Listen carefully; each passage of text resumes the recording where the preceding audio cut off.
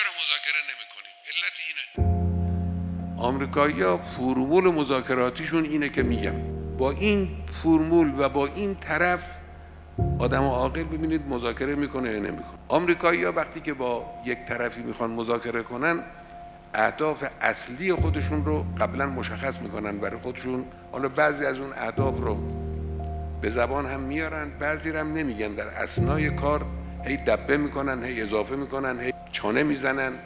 دوم، از این اهداف اصلی یک قدم عقب نمیچینن، امتیاز اصلا نمیدن. سوم، از طرف مقابل مذاکره امتیاز نقد میخوان، از او وعده قبول نمیکنن، میگن ما اطمینان نداریم، امتیاز نقد از او مطالبه میکنن. کما اینکه ما در برجام اینو تجربه کردیم.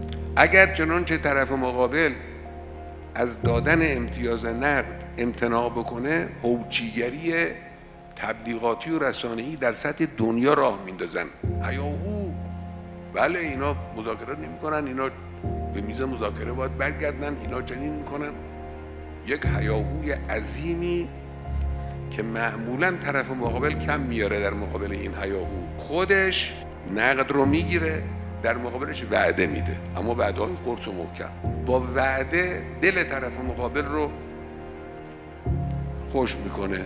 این مرحله چهارم، مرحله آخر، بعد که قضیه تمام شد، کارش گذشت، زیر همین وعده هم میزنه، این وعده قرص و محکم رو هم مثل باد هوا فراموش میکنه. این روش مذاکره آمریکاییه.